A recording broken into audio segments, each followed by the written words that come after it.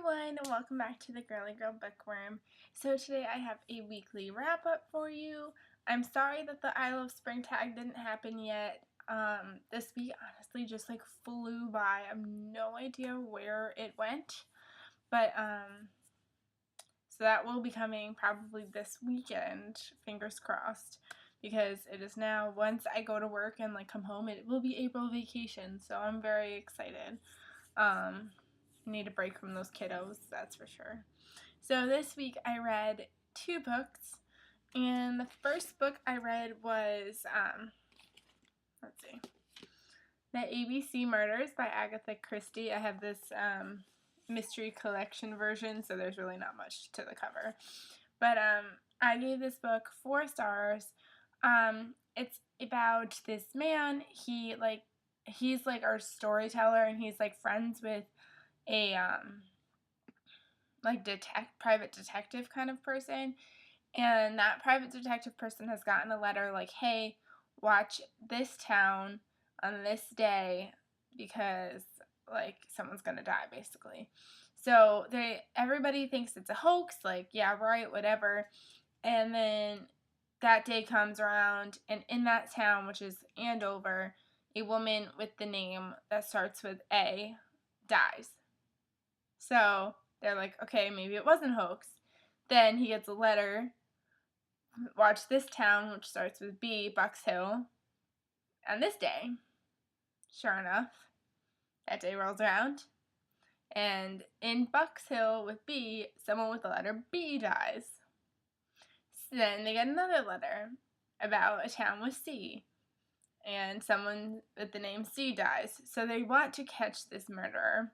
And they call him the A.B.C. murderer, obviously, because the town and the person that dies start with that letter in the alphabet. And the thing is, some of it was kind of slow, but the reason why I gave it 4 stars is just because Agatha Christie always has a way of throwing you off.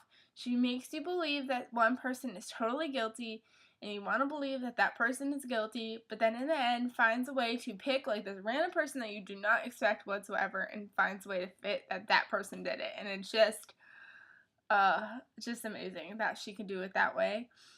She always had that red herring that you always think one way and it's totally not.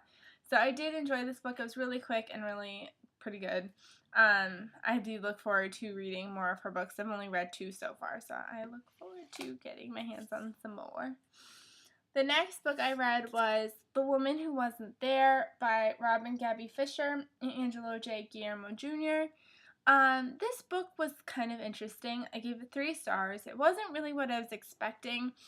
This whole book is kind of told in third-person narrative, so it's kind of confusing because it's third person, yet every now and then you switch perspectives. So that was kind of hard to follow sometimes. There's so many characters in here, and I was just really expecting it to be about the woman, not anything else. So I was kind of surprised that there were so many characters involved. But obviously, if you don't know what this is about, it's about a woman, Tanya, and she becomes the most famous survivor of 9/11, and she is actually kind of deceiving everybody. So I really was expecting it to be more about her than her effect on other people, but I guess that does make sense.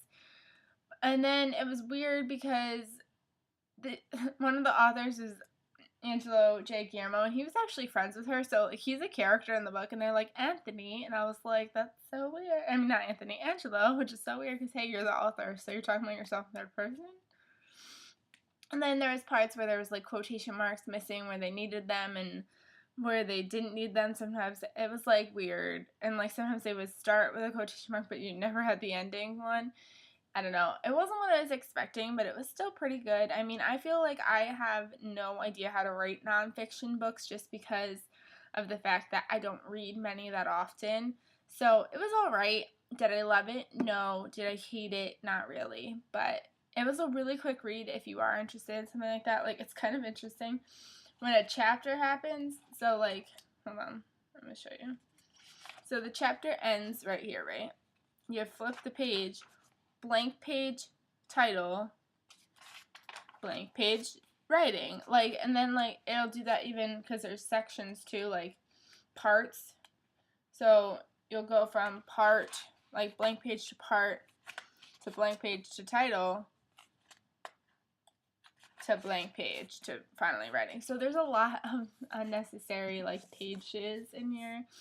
But other than that, like, I do recommend it for those who are kind of interested in the 9/11 kind of thing. It was really kind of interesting about the survivors and how they felt throughout the whole thing, like the ones that were actually in 9/11, like, I mean, in the towers when it happened, and how they kind of gotten forgotten about and how they are trying to get themselves noticed. So that was kind of interesting. And then finding out what her true story was really interesting as well. So yeah, 3 stars for this book. And that's all I read this week. Not like that's not enough, but yeah, so that's what I read. What are you reading down below? Let me know, and I will see you guys in my next video. Bye, everyone.